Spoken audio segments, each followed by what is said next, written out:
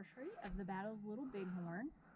We are currently at the memorial for Reno and Benteen's retreat. This is where they came after attempting to attack the Indian encampment, but turning back and retreating to the top of this bluff.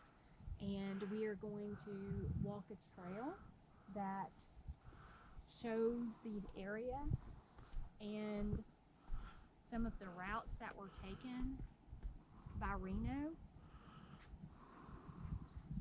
Yeah, so we're going to walk around the whole entrenchment where they were, because the Native Americans could have annihilated these guys too. They just chose not to. They chose to go after Custer and the men that he was leading on the northern side. So at approximately 4 p.m. on Sunday, June 25th, 1876, the battered remnants of Major Marcus A. Reno's 3 companies reached these bluffs following their disastrous attack in the valley. The warriors who had pursued Reno's retreating command left the pursuit and went downstream. Reno was soon joined by Captain Frederick W. Benteen's battalion of 3 companies, 125 men, and the pack train with its escort of 130 men. About this time, gunfire was reported to the north in the direction of Custer's probable advance. Which is that way. Elements of Reno's force, in an attempt to open communication with Custer, proceeded to Weir Point, about 1 mile north. Confronted there by an overwhelming number of Sioux and Cheyenne, the cavalry was forced back to this site. Which is the only attempt that these guys made to help save Custer.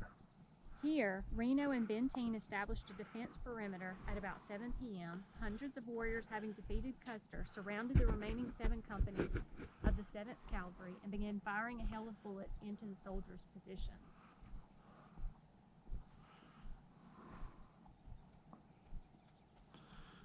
A quote by Lieutenant Edward Godfrey was, "Everybody now lay down and spread himself out as thin as possible.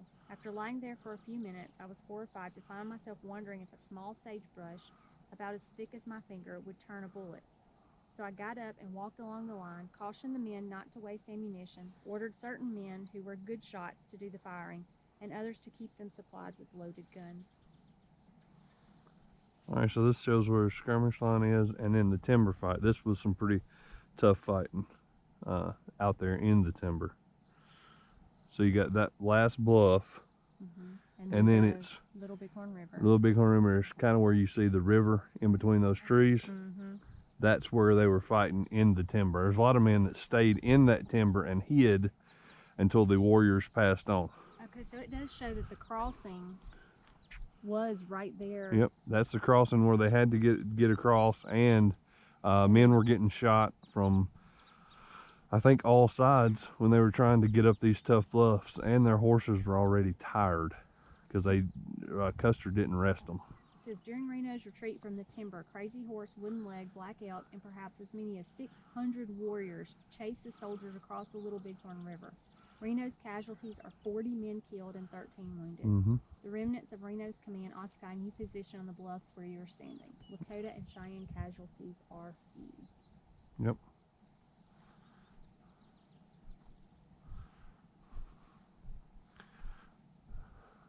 And we are the only ones up here this morning, so it's kind of neat.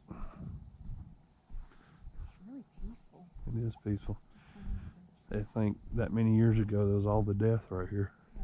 But they crossed right there and had to make it up these bluffs, and this is where he met up with Benteen, and he says, you know, for God's sake, Benteen, I've lost, you know, help me. Yeah. I've lost half my command.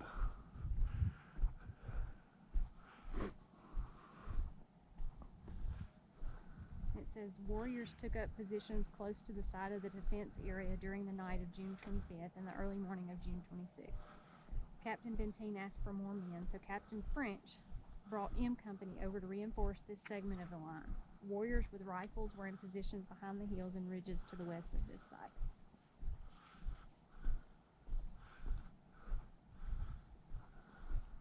This is the only surviving doctor. Assistant Surgeon Henry R. Porter collected the wounded and set up an improvised field hospital at the site now marked in the depression between here and the Reno Benteen Memorial. So that depression right there, because there is marker. A marker right there. Wow.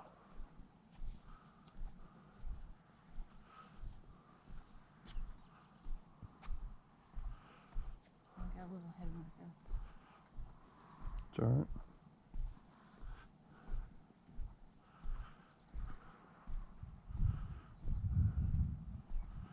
Man, could you imagine being out here? Well, there's Back no, then? yeah, there's no defense. That's what they were saying. The natives could hide right on one of these other ridges and, you know, pop up and take a shot, and there was nothing they could do about it. Yeah. Because they were so outnumbered. That's where the field hospital was. Yes.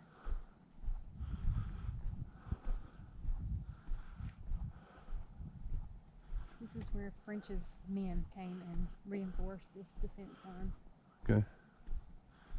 Yeah, because they had to defend all sides. Right.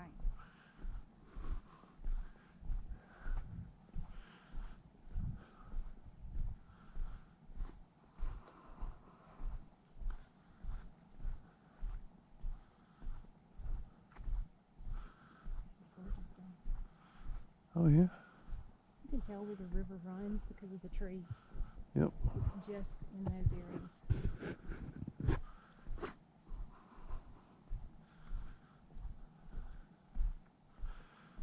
Such a peaceful place for so much death.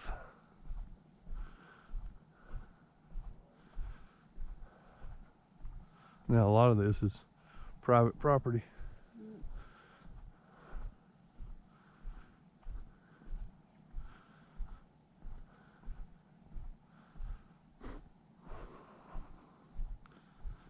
Right up there is where the field hospital was. Right in the, Uh-huh. because that's how they could. It was low, so that's about the only protected spot they have. Right.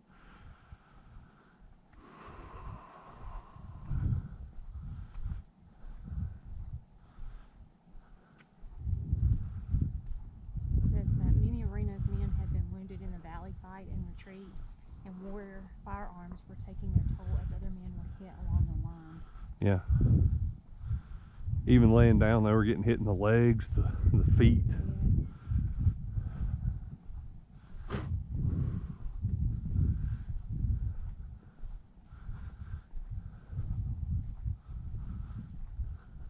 And you got to remember too, Benteen had been drinking that day, and Right.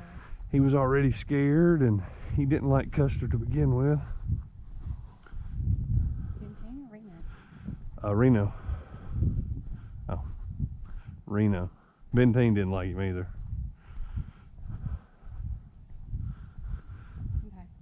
This is called the Shallow Trench.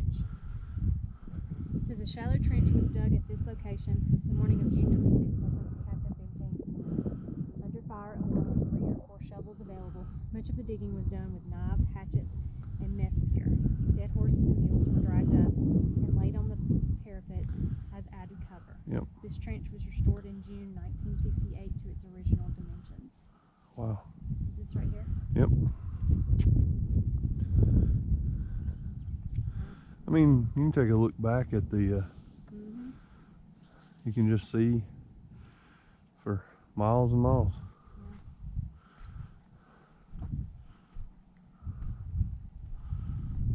So here, armed with carbines and ammunition taken from the Custer dead, You can see the trench here too. the warriors used them against Reno's and Benteen's commands. Indian riflemen occupied the ridges to the east and southeast of here. Wooden Leg, who is a Cheyenne, said that I went up with other young men to the higher hills around the soldiers. I stayed at a distance from them and shot bullets from my new rifle. I did not shoot many times, as it appeared I was too far away, and I did not want to waste any of my cartridges.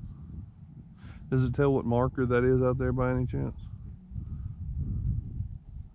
Well, yeah, so when they would kill a soldier, of course, they would probably mutilate his body and take all his belongings, and then now they had another rifle.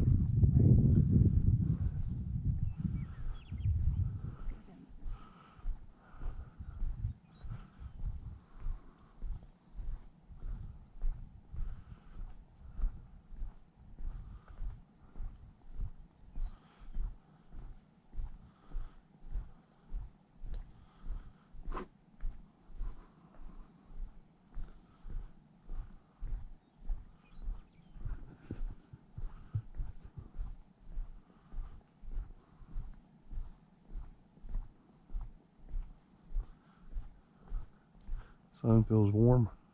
Mm-hmm.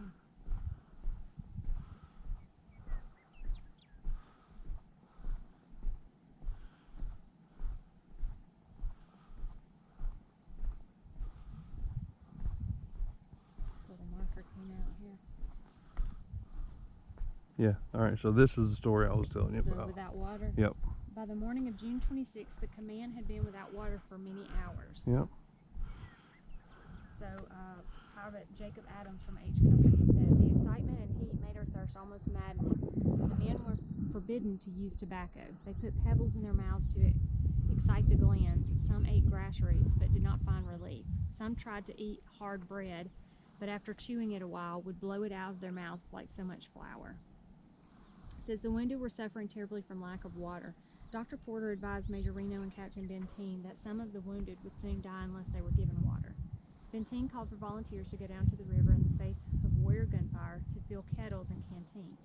During the morning, several groups of volunteers went down the deep ravine in front of this point and obtained enough water to ease the wounded. 4 men went down to the edge of the river bluff above the mouth of the ravine and stood up, firing their carbines to pin down some of the Indians and draw fire away from the water carriers. These 4 and 15 of the volunteer water carriers later received the Medal of Honor.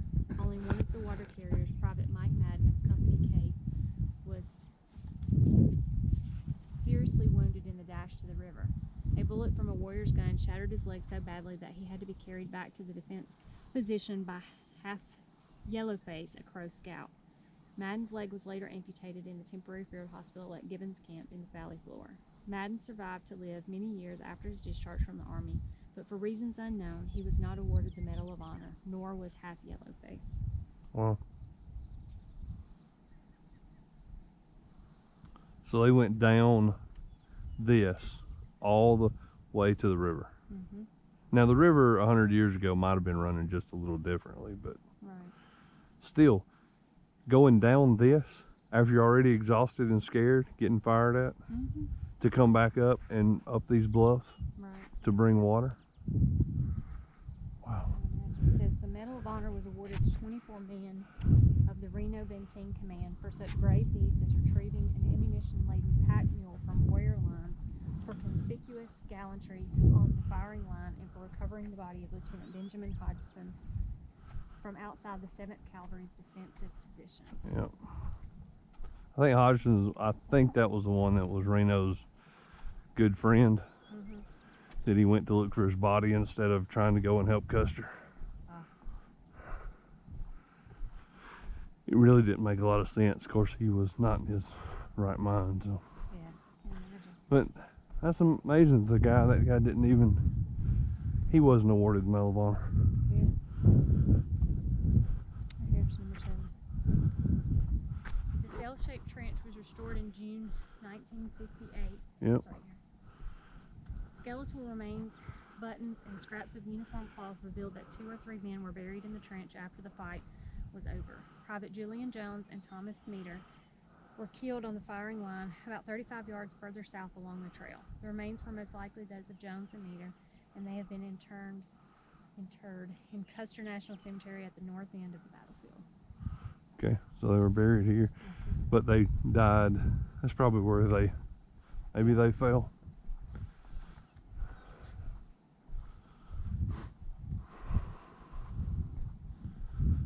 Man, you can just see so far out here now.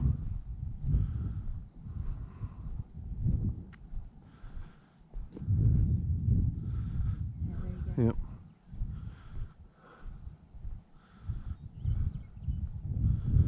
Yep.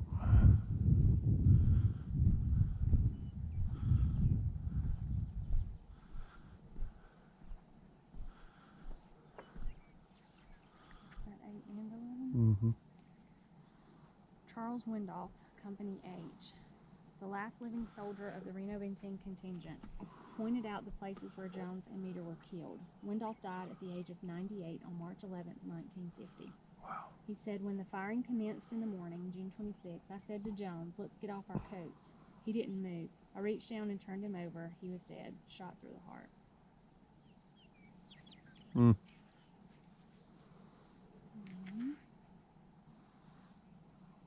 midday on June 26th,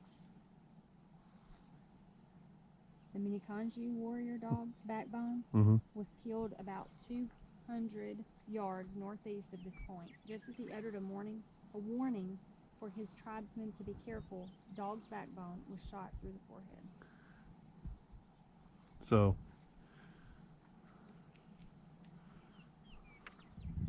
there, right there. Yeah, maybe so. That's east, so that's north. Yeah, well, 200 yards would be way out. That's it, way out there. Okay, I see it. I'm not sure about that one. But here at the battlefield, the white